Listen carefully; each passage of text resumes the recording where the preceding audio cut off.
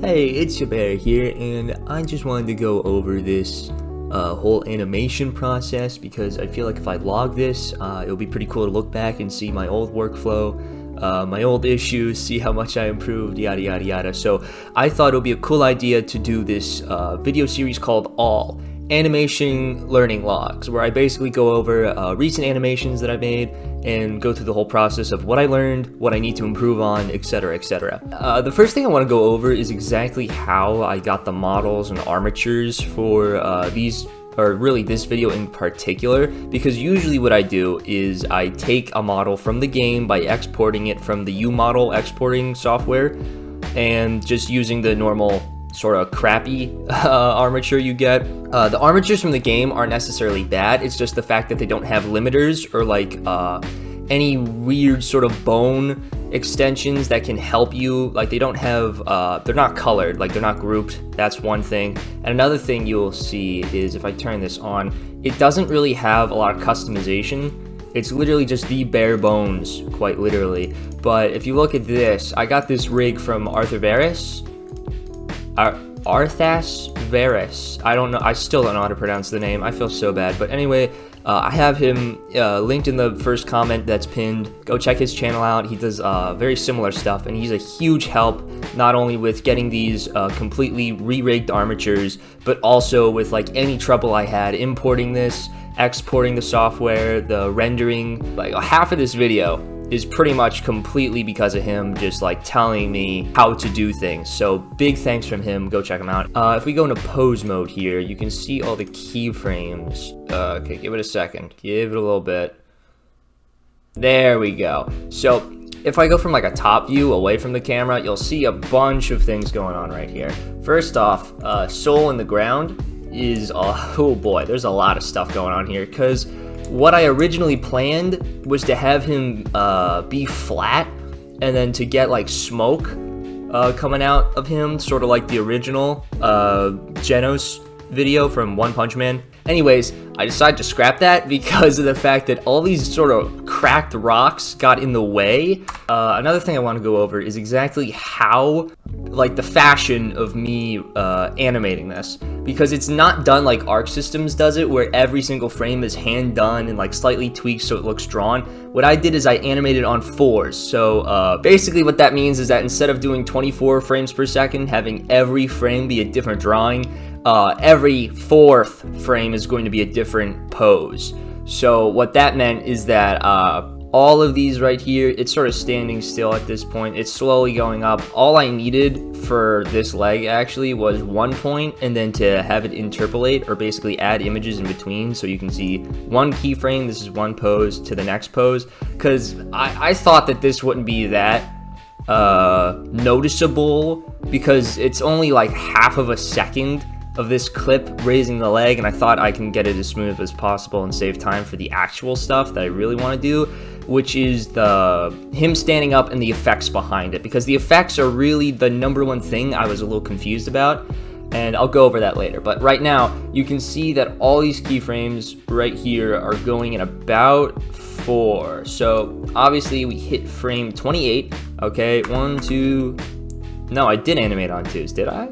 Because it's 2, 3, okay, yeah. So some of these, yeah, I did do a little frame by frame, but you can see as the dots get farther away from each other, you can see that I sort of left a lot to be interpreted with interpolation, because it wasn't necessarily being lazy, it was necessarily trying to get it to look right, because the issue with frame by frame animation, for me personally, is when I try to set certain key poses and try to do in-betweens, it doesn't necessarily look right. So when I do those in-betweens, I do a lot of tweaking, I waste a lot of time, and so I thought, if I really just want to improve on doing effects in the background, like fire or smoke, then I should really get this done, not as quickly as possible, but efficiently as possible, if that makes sense.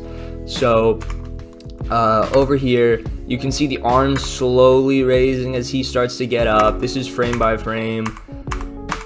The body's going up. Everything's looking good. He straightens out. And then there's a little bit of a gap here because I wanted to delay. This is all interpolated. And then you have up here, the immediate skip, because you wanna sort of simulate speed. So by having this sort of huge gap in the movement, it looks a lot faster. And then you have the I forget exactly what this is called, but you make him go past the point where he should stop a little bit, and then you have him spring back, so it looks more exaggerated. I forget exactly what that technique is called, but it's very basic. Anyways, sort of flies back, hair's in place. So I have it moving a little bit, and then I just have a bunch of like random keyframes going around, just sort of have it moving. A lot of this was cut because of the length of the clip needed, so it wasn't necessarily important to make this perfect, but I did do a little bit of movement on the sleeves, a little basic movement on the hair, no hair movement up here. The buckles I think move a little bit, yeah, like the parts where you're looking the most, because pretty much around frame 90, 95, you're completely like cut going on to the next shot, so I didn't really think that it would be that important. Another thing I want to go over is the rocks, though, because I was pretty impressed with my job with the rocks. All these rocks are interpolated to a larger extent, because I basically have a starting position and an ending position. So this is the ending position, this is the starting position, after the explosion, of course, because some of these rocks are actually off screen for the most of this. In fact, whenever an asset like these planes that are doing the fire effects, because these are really just flat objects, when I'm done using them, they immediately go out of the camera view, and then yeah, they pretty much just sit up there doing nothing, which is good because they're not supposed to be doing anything at certain points. You don't want this in your scene the entire time, or else it's just gonna look weird. Because why is there fire there when he's sitting on the ground? Another thing is the smoke. The smoke is 3 separate planes. One's a mirror, this one's the mirror. Another thing I really should improve on is all these planes are not labeled. Like, not a single one of these has a label on it, which is really irresponsible of me, because if I needed to get something, and as you can see, there's like 3 separate planes here. So if I wanted to get to a certain plane or a certain rock, I can't necessarily do that efficiently, because I'll just be clicking around trying to look for the specific plane, especially when we get to like the later frames with these smoke and fires. You have 1, 2, 3 smokes at like separate angles over here. You have this sort of burst outline, and then you have this fire effect. So because of that, none of them are labeled at all, so it just looks plain, plain, plain, plain. They're all planes. And I think next time I need to work on organization. So that's one thing. The second thing I want to talk about is where I got these assets. So the rocks are from, it's just some free place that you can just look up. I looked up rocks, and I pretty much used the same model of rocks. Up here you can see the original sort of rock formation. Actually, no, this is not the original rock formation. This was a prototype of this little like sort of ring around here you can see. That didn't really get into the final cut, but I just kept it around because I didn't know if I need to reuse it or not. And also I basically took these individual rocks and used them around here, because all of these rocks are literally the exact same shape with like very slight augmentation. So this one, it's like pulled so it's taller across the z-axis. This one's fatter across the y-axis. This one's just larger. A lot of these smaller pieces are just tilted to a different angle, so when you look at the camera view, instead of them looking like the same shape, they all look like different fragments of rock and stone, and etc, etc. So another thing I want to talk about real quick is the assets that I pulled from the game, because like I said, I didn't get the models and the rigs from the game. However, all of these effects are from the game. So let's say I click on this. Let's go to shading up here. Let's go, come on, shading. There we go. This is not in a rendered view. Give it a second. There we go. So this is like the full force of what I wanted to improve on, what I wanted to get down. Because basically all these effects in the game, like Soul's Gunflame, Ramothal's explosions, Faust's junk dust, all of these things are literally just planes with an animation on them of white and black usually. Let's go to character. That was smoke anime, right? That's a RAM file, so I gotta go to RAM right here. So then we go to common, effect, particles. all of these are separate folders of particles. We go to textures, and here are all these weird little textures that we have that are just incredible for animation. All of them are white so that you can basically add color to them, like anime smoke right here. We have the index, which is basically the frame that we're on. So if you look back, each frame dictated by a certain image, and then you basically have imagine like a picture frame like sliding over each of these images, basically indicating each frame. And the way you set the size for this picture frame is through the X and Y columns by literally just shifting it over here. Now this flipbook function is an add-on from I don't know who exactly. I wish I could give credit to it. I'll have to ask Arthur Veris where he got this, because he's the one who gave me the shader so that I can even do this in the first place. So I have the Jacko file up, and the problems with the face I'm not really concerned about. What I had a problem with was getting the expressions. So I don't necessarily know if this is an issue, I'll be honest, because of the fact that I got it done in the end. But this expression I'm very happy about. Another thing I have to work on is just getting perfection of the models, because up here you can see there's like a little shadow error. I edited that out. This nose gap I didn't really like. I didn't really like the line from the nose going up to the eyebrow, because it didn't really look anime. It looks sort of like a fragment of a 3D model. Over here you can see the hair clipping back into the shoulder. The hand's a little twisted down here. Over here you can see that there's some skin showing from the shirt, you know, stuff that I gotta work on. The bottom of the gums are sticking out here.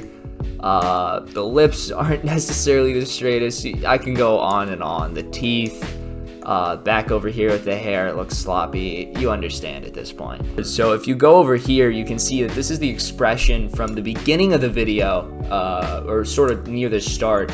And I edited the lips out. I edited this little nose crease out. I did a lot of editing on this. For the most part, this was just just 2 frames moving back and forth with like a little disparity in between the two. Like this was the closed mouth, this was the open mouth one.